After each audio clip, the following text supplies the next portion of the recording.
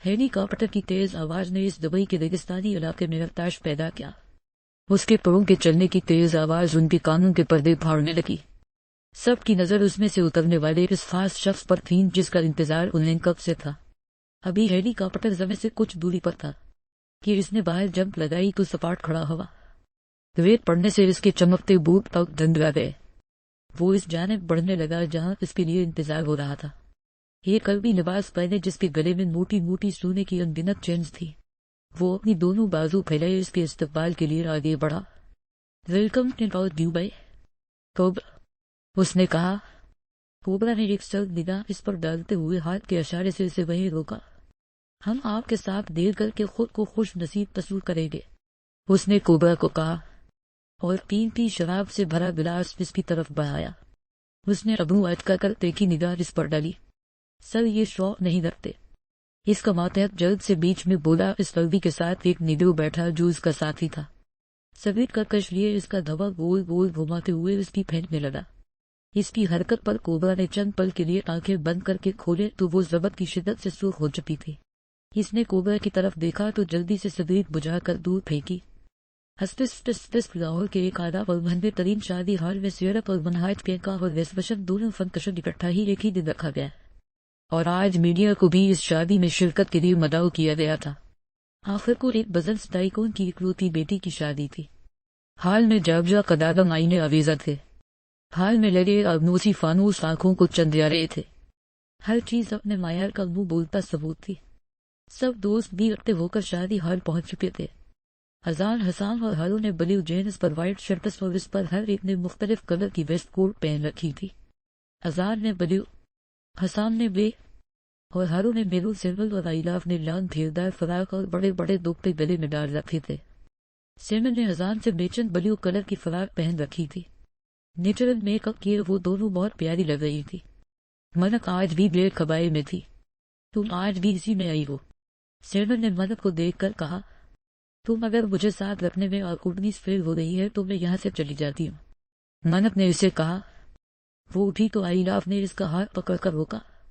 یار برا مت مناؤ، جس نے نہیں بھی دیکھنا وہ بھی تمہارے اس پیٹ کی وجہ سے ہمیں ہی دیکھ رہا ہے، آئیلاف بولی۔ حسان نے جب ان تینوں کو دیکھا تو ان کی طرف آیا۔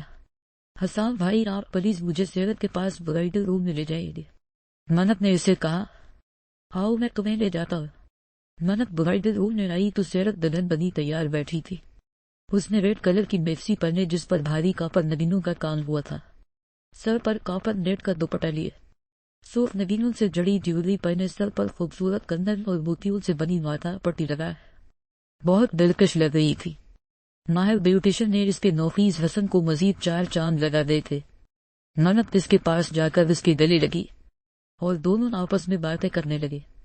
مسٹر اسحاق اور مسز اسحاق نے بارات کا استقبال کیا۔ اذان، ہارو اور حسان بھی سب میں پیش تھے۔ سیرت کے بھائی ہونے کا خوب فرض نبھا رہے تھے۔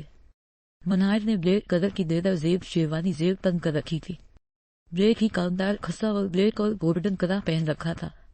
سنجیدہ چہرہ لیے اپنی شاندار پرسنالٹی سے ماحول پر چھا رہا تھا۔ سیرت آئیلاف بھی باقی لڑکیوں کے ساتھ حال کی ڈرینکس پر ہاتھوں میں پھولوں کے تھال لیے ان کے استقبال کے لیے کھڑی ہوئی۔ منہاج کے ساتھ اذان، حسان اور ہارو بھی اندر آئے تو سب لڑکیوں نے ان پر پھول برسانے شروع کیے۔ سیمل نے پانی اور گلیٹر سے بھرے گلابوں کی پتیاں زور سے اذان کے منہ پر مارے تو اس نے منہ پر ہاتھ پھیر کر اس کا بدلہ بعد میں چکانے کا اشارہ کیے آگے بڑھا۔ سیمل مسکرا کر رہ گئی۔ فائزہ اسحاق جب برائڈل روم میں آئے تو اپنی نازور پلی بیٹی سیرت کو دلہن کے روپ میں دیکھا تو ان کی آنکھیں چھلکنے لگے۔ ماشاء اللہ، نظر بد سے بچائے میری بیٹی کو، انہوں نے اسے داد دی۔ مولوی صاحب آ رہے ہیں، انہوں نے اسے اطلاع دی۔ حجاب مقبول کا سلسلہ دونوں طرف سے ختم ہوا۔ آئیلاف اور سیمل اسے لینے اندر آئے۔ تم بھی چلو، سیرت نے منک سے کہا۔ نہیں، میں صرف تم سے ملنے اور تمہاری خوشی میں شرکت کے لیے آئی تھی، اب میں واپس ہنستے جاؤں گی، منک نے اسے کہا۔ منک نے روتے ہوئے اسے ادا کہا۔ تم دونوں تو ایسے مل کر رو رہی ہو جیسے صدیوں کے لیے بچھڑنے والی ہو، سیمل نے کہا۔ اتنا مہنگا میک اپ برباد نہ کرو، 1-2 دنوں بعد تم نے پھر سے ہمارے سروں پر ہی سوار ہونا ہے، آئیلاف مسکراتے ہوئے بولی۔ وہ دونوں سیرت کو لیے سٹیج کی طرف آئے اور اسے منہاج کے ساتھ بٹھایا۔ سب نے ان کو بفٹس اور وشز دکھانے کی باری آئی تو سب کھانا کھانے میں مصروف ہو گئے. سر اور بین پولیس آپ ادھر سائڈ پر آ جائے. فوٹوگرافر بغائک اور گروم کو لیے دوسری سائڈ پر آیا. یہاں پر آپ کے فوٹو شوٹ کے لیے تیاری کی گئی ہے. پہلے سیرت کے اکیلے کے کچھ پوز لیے گئے. پھر منہاج کے سر پولیس آپ مین کے شولڈر پر ہاتھ رکھے اور تھوڑا کلوز ہو جائے. اس نے منہاج کو کہا. اس نے خود پر ضبط کیے اس کے اشارے پر آہستگی سے ہاتھ رکھا تو اس نے ان کا کپل پوز بنایا. مین آپ سر کی آنکھوں میں دیکھے. پروفیسر آپ ایک ہاتھ مین کی کمر پر رکھے اور یہ ابھی اس کی بات پوری ہی نہ ہوئی تو اس نے کہا اب مزید نہیں، بس کافی ہے. منہاج نے اسے مزید تصویریں لینے سے روکا. منہاج بھا. سیرت نے اس کی طرف دیکھ کر بولتے ہوئے زبان دانتوں تلے دبائی. سوری. اس نے معصومیت سے ایک کان پر ہاتھ رکھ کر کہا. وہ دراصل آپ کو بھائی بولنے کی عادت ہے، اسی لیے منہ سے نکل گیا. آپ نے کیا اگلے سال پھر سے مجھ سے شادی کرنی ہے؟ سیرت نے سوال کیا. یہ کس نوعیت کا سوال ہے؟ اس نے ربو آج کر پوچھا. بات اصل میں یہ ہے کہ شادی ایک ہی بار ہوتی ہے اور درہد بھی بندہ ایک ہی بار بنتا ہے. کل کلا کو ہمارے بچے جو پوچھیں گے ماما آپ شادی میں کیسی لگ رہی تھی، اپنی پکچرز دکھائیں تو ان کو دکھانے کے لیے بھی تو کچھ ہونا چاہیے. آپ نے ان کو پکچرز لینے منع کیوں کیا؟ ہاں اگر دوبارہ سے شادی کر کے پکچرز بنوانے کا ارادہ ہے تو پھر ٹھیک ہے. اس نے کہا. کیمرہ مین ان دونوں کی تکرار سے محظوظ ہوئے تھے. منہاج اس کی کلائی تھامے دوبارہ سٹیج تک لایا. بیٹھ جاؤ بڑھیا، اب تمہاری آواز نہ نکلے. اس نے سنجیدہ لہجے میں کہا. آئلہ فرسٹ چیول دونوں نے دودھ پلائی کی رسم کی تو بنا کوئی مذاق کی شرافت سے کی. فائزہ اسحاق نے ان دونوں کو منہاج کی سنجیدہ طبیعت کے بارے میں بتا کر ان کو کسی بھی قسم کے مذاق کرنے سے پہلے ہی منع کر دیا تھا. فائزہ بیگم نے آئلہ فرسٹ چیول دونوں کو دودھ پلائی کی رسم میں سونے کی انگوٹھیاں دی، جسے لے کر وہ دونوں بہت خوش ہوئی. کچھ دیر بعد رخصتی کی رسم ادا کی گئی. قرآن پاک کے سائے میں رخصتی کا فریضہ سر انجام دیا گیا. اسحاق صاحب کے گلے لگتے ہی سیرت کو اپنے آنسوؤں پر قابو پانا مشکل ہو گیا اور وہ زار اختار رونے لگی.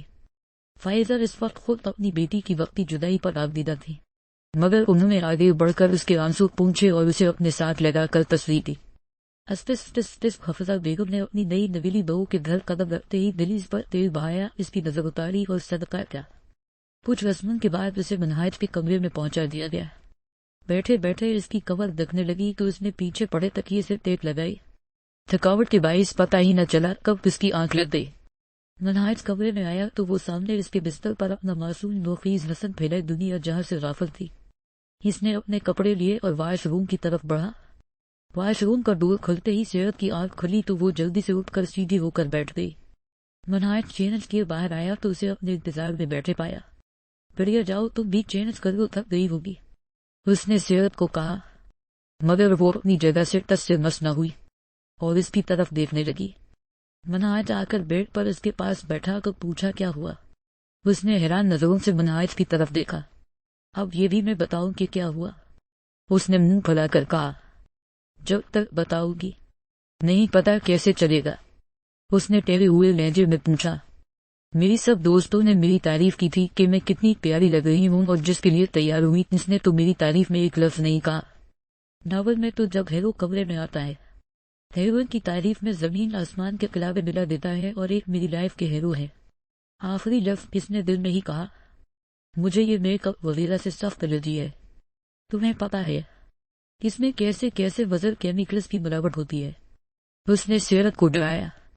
جاؤ بڑھیا، شاباش، جلدی سے منہ دھو کر آؤ. منہاج بولا. آپ ڈرماٹولوجسٹ ہے تو اپنی ساری ڈاکٹری کیا مجھ پر آزمائیں گے؟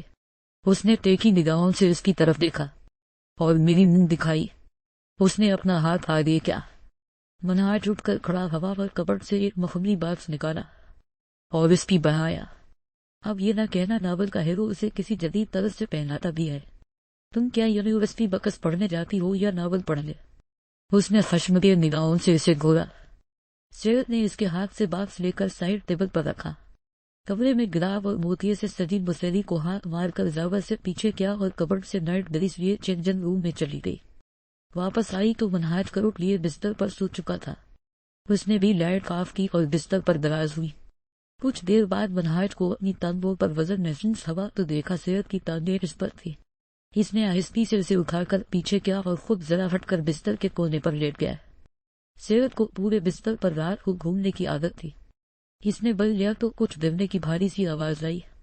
اس نے آنکھیں کھول کر دیکھا تو منہاج بیڈ پر تھا ہی نہیں جس کی نظر بستر سے ہوتی ہوئی نیچے فرش پر گئی تو منہاج جس کی ابھی کچھ دیر پہلے ہی آنکھ لگی تھی اس حادثے پر اپنی کمر پر ہاتھ رکھے کرا تراٹنے کی کوشش میں تھا۔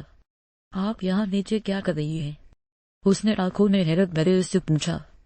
یہ سب بڑھیا رانی آپ کی ہی کرامات ہے، اس نے وسیلی نگاہ اس پر ڈالتے ہوئے کہا اور بستر پر بیٹھ کر کمر سہلانے لگا۔